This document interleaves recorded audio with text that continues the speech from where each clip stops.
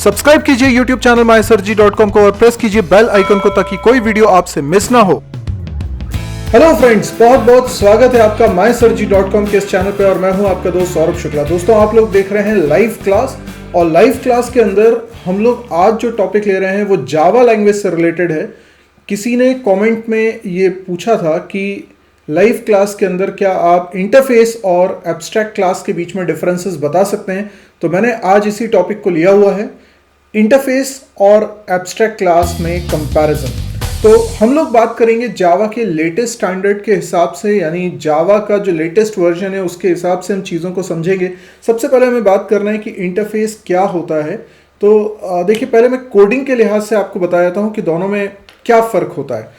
यहाँ पर जब आप कोई इंटरफेस बनाते हैं तो आपको कीवर्ड लिखना पड़ता है इंटरफेस, और इंटरफेस के बाद आप जो भी इंटरफेस का नाम रखना चाहते हैं वो आप लिखते हो। जैसे मैंने लिखा हुआ है यहाँ पर I1, और उसके बाद फिर इसकी बॉडी स्टार्ट हो जाती है। ये बिल्कुल वैसी ही बॉडी बनती है जैसे एक क्लास हम बनाते हैं उसकी बनती है, और इसके अंदर आप वेरिएबल्स और फंक्शंस बनाते हो, लेकिन उसके साथ कुछ रिस्ट्रिक्शंस हैं, कुछ रूल्स हैं, वो अभी हम लोग डिस्कस करते हैं।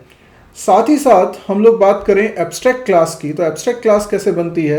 एब्स्ट्रैक्ट क्लास में जैसे आप एक नॉर्मल क्लास बनाते हैं तो क्लास की कोडिंग आप कुछ इस तरीके से करते हैं। क्लास के अंदर आप वेरिएबल्स भी बनाते हैं, फंक्शंस भी बनाते हैं, कंस्ट्रक्टर भी बनाते हैं।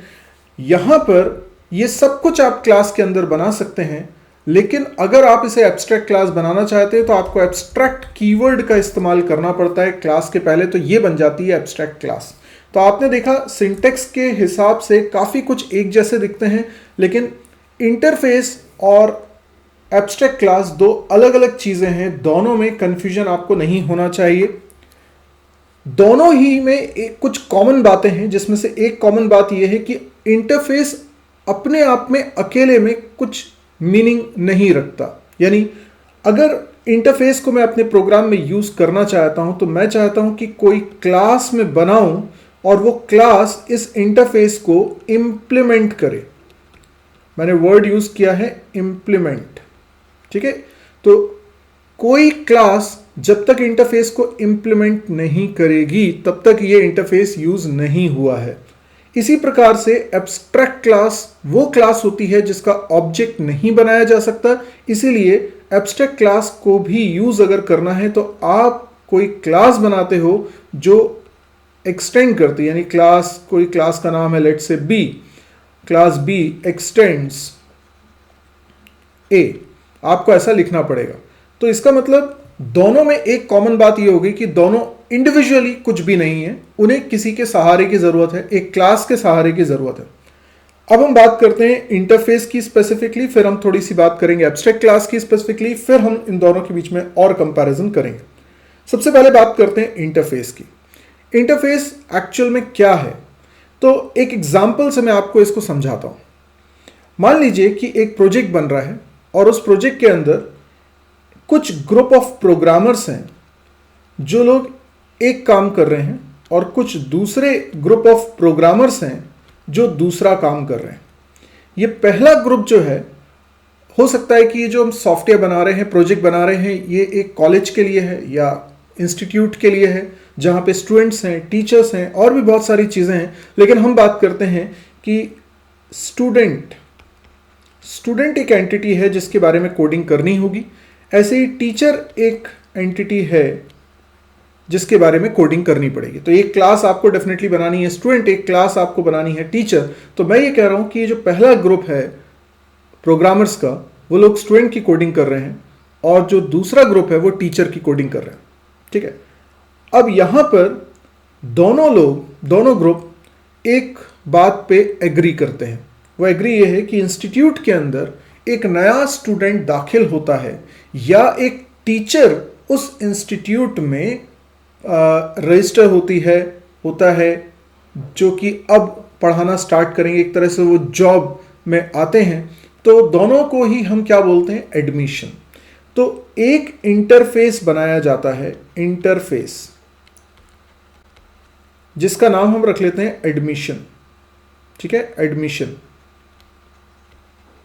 ओके, सो एडमिशन नाम का ये जो इंटरफेस है, ये एक तरह का कॉन्ट्रैक्ट है इस प्रोजेक्ट में सभी ग्रुप ऑफ प्रोग्रामर्स के बीच में कि भाई एडमिशन अगर करना है तो उसमें कुछ काम होने चाहिए। जैसे एक फंक्शन हमको बनाना पड़ेगा, रजिस्ट्रेशन, रजिस्ट्रेशन, ठीक है, और इसका कुछ रिटर्न टाइप होगा, फॉर एग्जांपल इंट, और सिंपली मैंने इंटरफेस के अंदर फंक्शन को डिक्लेयर किया। यस, हम नॉर्मली क्या करते हैं, जब इंटरफेस बनाते हैं तो इंटरफेस के अंदर फंक्शन को केवल डिक्लेयर करते हैं, उसकी बॉडी नहीं बनाते, उसको डिफाइन नहीं करते हैं, वो सिर्फ डिक्लेयर होता है।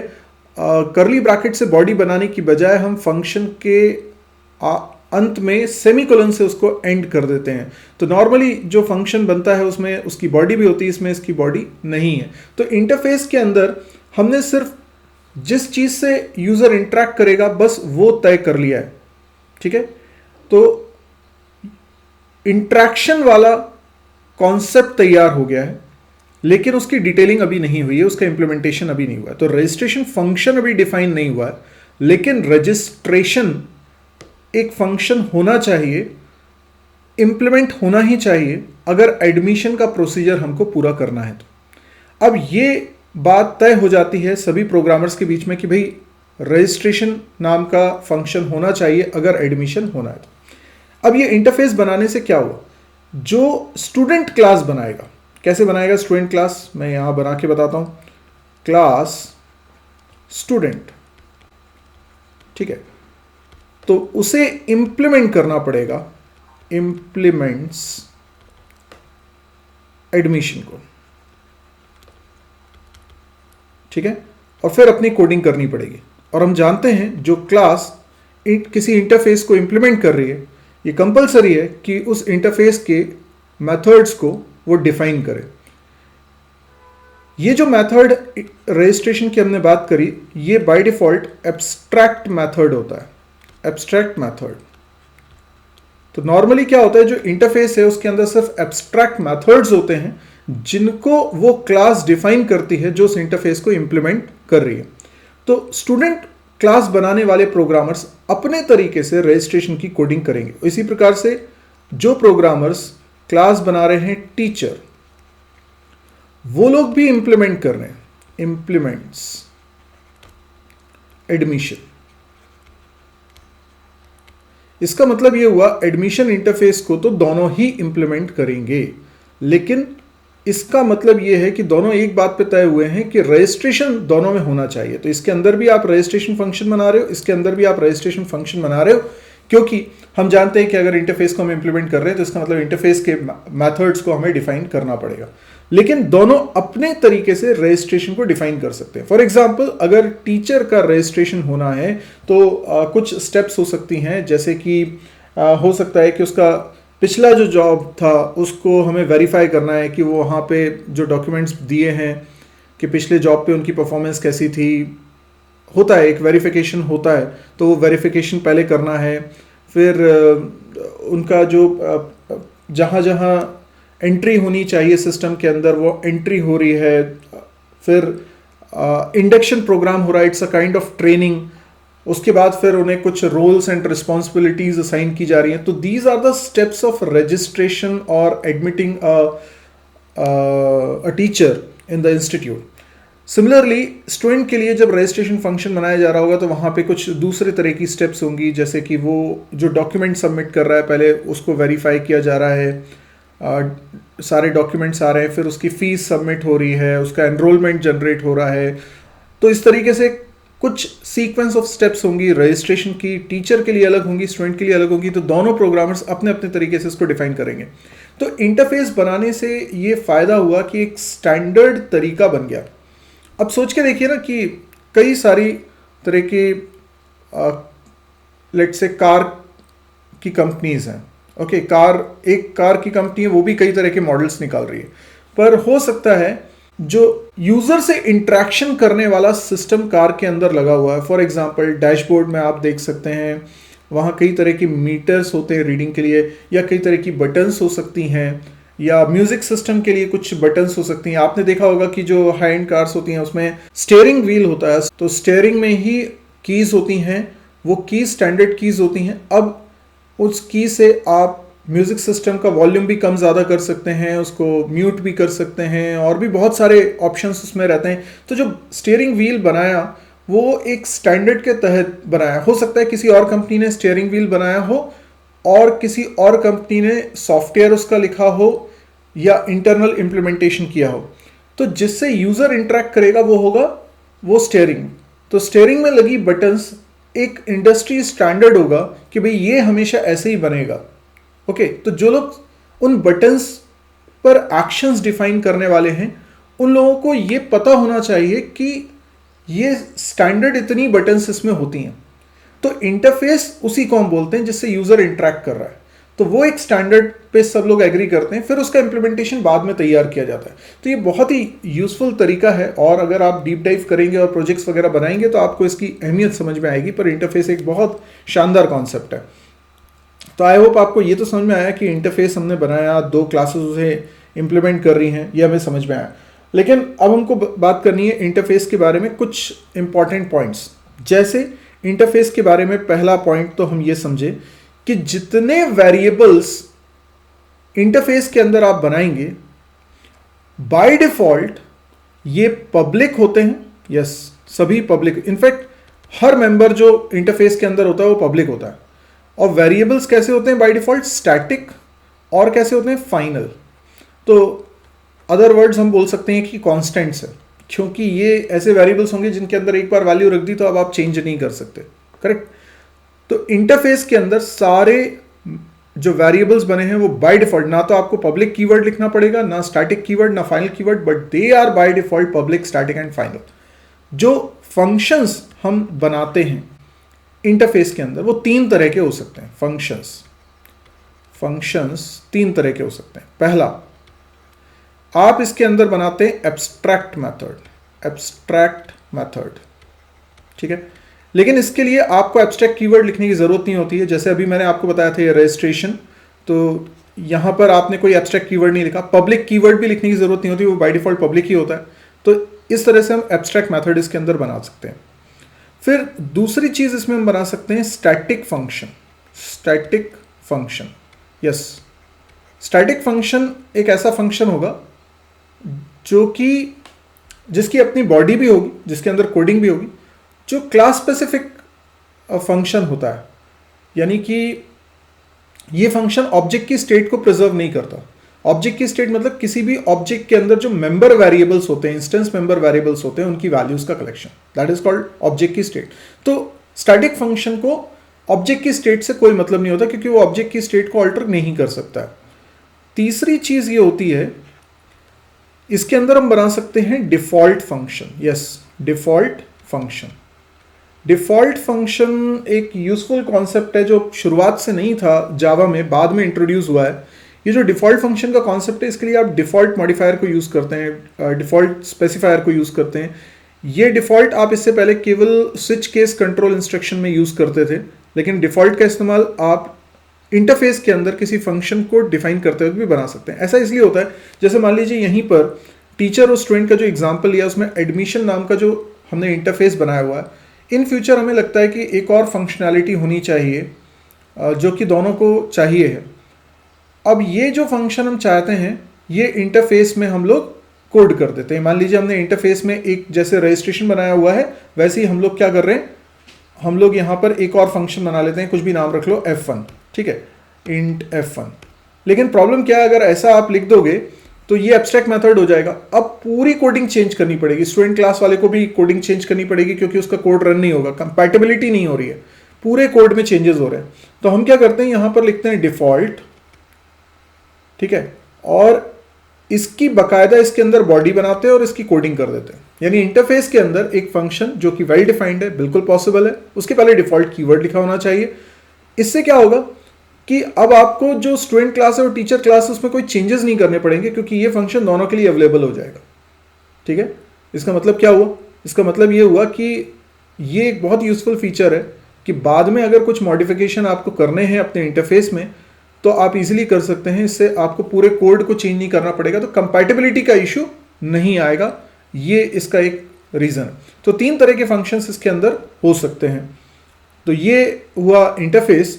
और इंटरफेस के अंदर अब एब्स्ट्रैक्ट क्लास के रिस्पेक्ट में क्या फ़र्क है वो हम लोग देखते हैं। एब्स्ट्रैक्ट क्लास बेसिकली सिंपली एक क्लास ही है जिसका ऑब्जेक्ट नहीं बनाया जा सकता। यस, एब्स्ट्रैक्ट क्लास वो क्लास है जिसका ऑब्जेक्ट नहीं बनाया जा सकता। तो अगर हम दोनों के बीच में डिफरेंस की बात करें तो सबसे पहला पॉइंट में जो सिमिलैरिटी है दोनों की वो मैं बता सकता हूँ। दोनों ही क्लासेस, दोनों इंटरफेस और एब्स्ट्रैक्ट क्लास दोनों ही ऐसी चीज़ें हैं जो इंडिविजुअली कुछ नहीं है, उन्हें किसी क्लास का सहारा चाहिए।